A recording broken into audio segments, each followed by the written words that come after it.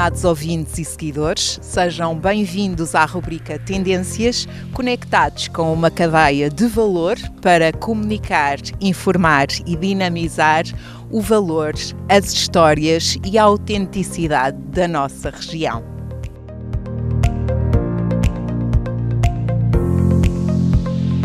Para abordarmos as tendências do turismo para o ano 2022, temos um convidado de honra, o Dr. Pedro Machado, o Presidente do Turismo do Centro de Portugal.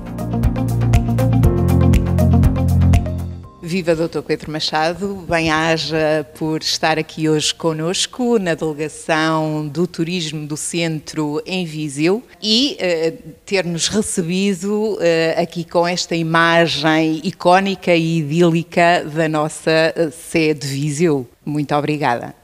Muito obrigado a eu pelo convite, Cília, e pela oportunidade de poder partilhar também com os ouvintes e com os espectadores aquilo que é hoje uma certeza para Viseu, a importância que a atividade turística tem, seja do ponto de vista económico, e nós procuramos muito que a sustentabilidade do negócio turístico seja valor acrescentado para as nossas empresas, a restauração, a animação turística, o alojamento, o entretenimento, mas também que contribua para uma certa sustentabilidade daquilo que são as economias e as comunidades locais, isto é, que o turismo hoje possa ser visto, e esta imagem da Sé é seguramente muito conhecida e muito social para os vizienses, e não só, mas que a comunidade veja na atividade turística um valor acrescentado, que satisfaça não apenas aquilo que é a sua necessidade e a sua ambição de termos um rendimento,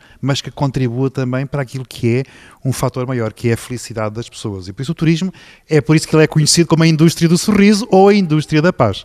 Atualmente, a área do turismo foi encarada durante muitos anos como motor e alavanca da economia. Infelizmente, com a pandemia Covid-19, tivemos que redesenhar esta visão e deparamos-nos com grandes desafios, mas que, por outro lado, podem ser olhadas como grandes oportunidades.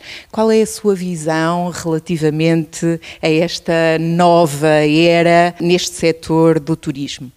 Vivemos, de facto, tempos diferentes daqueles que estávamos habituados. O turismo cresceu em Portugal, na nossa região, nos últimos anos, de forma exponencial. Hoje, o sítio onde estamos a ter esta nossa conversa e a partilhar com os ouvintes, que foi reinaugurado em 2013, já na altura com o Presidente Fernando Ruas, faz parte daquilo que é hoje um acumulado entre uma estratégia do Centro de Portugal, que tem em Viseu a sua agência de promoção externa desde 2006 e que viu consagrada com a Lei 33/2013 aquilo que são hoje conhecidas pelas entidades regionais de turismo e que dão ao nosso Centro de Portugal uma geografia, uma placa com 100 municípios. É disso que estamos a falar. E de 2006 a 2019, praticamente à exceção dos anos da Troika, 2010, 2011, o comportamento do turismo foi sempre a crescer no Centro de Portugal. Nós passámos em 2019 7 milhões de dormidas, que é de facto uma fasquia muito icónica. Nós passámos em 2019 mais de 500 milhões diretos de receitas do turismo. E se contabilizássemos entre aquilo que são as receitas diretas, as indiretas e os efeitos induzidos, provavelmente estamos a falar de mais de 16% do nosso produto interno bruto. Este foi o trajeto que durante cerca de uma década foi possível construir neste nosso Centro de Portugal, e Viseu não ficou alheio a esta tendência de crescimento, em muitos casos e em alguns anos acima da média de crescimento nacional. 2020, 2021 é de facto um interregno neste percurso fantástico de crescimento. E a pandemia, o Covid, trouxe-nos de facto desafios novos, que nos obriga a ter um novo comportamento. E o caso do turismo foi particularmente afetado. Turismo significa a deslocação de pessoas de um lugar para o outro, que implica uma dormida. O que é que esteve mais condicionado? A mobilidade, a possibilidade das pessoas se deslocarem para outros sítios. quando fomos desafiados, aliás, quase que fomos obrigados a ficar em casa quando tivemos confinamento, é evidente que o que está em causa é interrompermos essa cadeia de poder que as pessoas se deslocalizem de um lugar para o outro. Este desafio não foi sempre mau.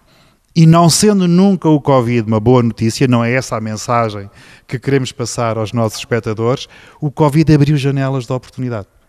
E um turismo que durante décadas estava muito associado ao litoral, às marcas mais maduras, aos destinos muito associados ao sol e praia, hoje redescobriu desafios novos. O turismo de natureza, o turismo ao ar livre, o turismo ativo, o turismo desportivo, o turismo gastronómico, o turismo cultural. Todas estas variáveis ou estas variantes da atividade turística destes territórios que normalmente eram associados aos territórios do interior, aos territórios da baixa densidade, que nem sempre tinham uma percepção positiva, hoje abriram novas oportunidades. E é por isso que em 2020 e em 2021, meses como julho, agosto, setembro, nós tivemos acréscimos significativos da procura turística, até mesmo comparados com o melhor ano de sempre, que era o ano de referência, que era 2019. E, portanto, a sua pergunta é, há desafios novos? Sim. Há ajustamentos a este novo registro de uma vida comunitária, de uma vida em sociedade que tem que ter novas regras, mas o que não significou que não tivesse também gerado novas oportunidades e novas tendências. E por falar em tendências, Dr. Pedro, o turismo experiencial, o turismo religioso, o enoturismo, o ecoturismo são efetivamente áreas que agregam estas novas oportunidades. O Dr. Pedro vê como uma grande oportunidade de futuro? Eu vejo hoje não apenas uma oportunidade, mas eu diria quase uma certeza. Portugal, durante muitos anos, décadas, posicionou-se, sobretudo do ponto de vista internacional, como um destino de sol e praia, e isso criou-nos dois problemas estruturais. O facto de sermos um destino muito associado ao sol e praia, talvez por isso o Algarve tenha crescido de forma tão exponencial e seja ainda hoje o destino turístico português mais visitado, criou-nos esses dois problemas. Por um lado, fortíssima sazonalidade.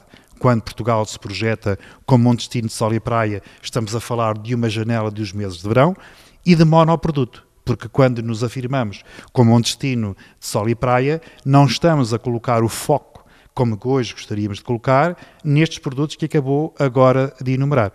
Este tempo novo abriu de facto esta janela, o facto de tendências claras que o Covid trouxe. Viagens mais curtas, viagens em grupos mais pequenos, viagens em transporte próprio. Não é por acaso que nós deixámos de ver muitos autocarros a entrarem nas nossas cidades, a entrarem naquilo que eram os nossos pontos de referência turísticos. O que significa que as pessoas procuram alojamento mais horizontal. O que é que significa isto? Deixámos de ter preferência por unidades hoteleiras verticais, com muitos andares, com o facto de termos elevadores, das pessoas se cruzarem nos corredores, para passarmos a ter um tipo de alojamento mais disperso, com menos acotovelamento, se é que se pode dizer assim. E, portanto, isto abriu, de facto, a oportunidade para produtos turísticos novos.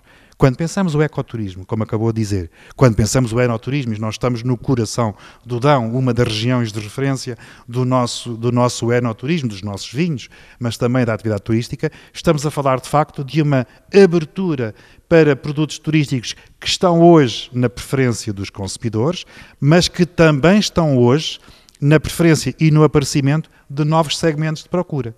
Quando falamos nos nómadas digitais, quando falamos nos amantes da natureza, do turismo ativo, quando falamos no pedestrianismo, estamos a falar, de facto, quando falamos no cicloturismo, quando falamos nos caminhos de Santiago, estamos a falar de novos segmentos de procura que têm nestes destinos e nestas características territoriais aquilo que é hoje, de facto, a sua motivação da viagem.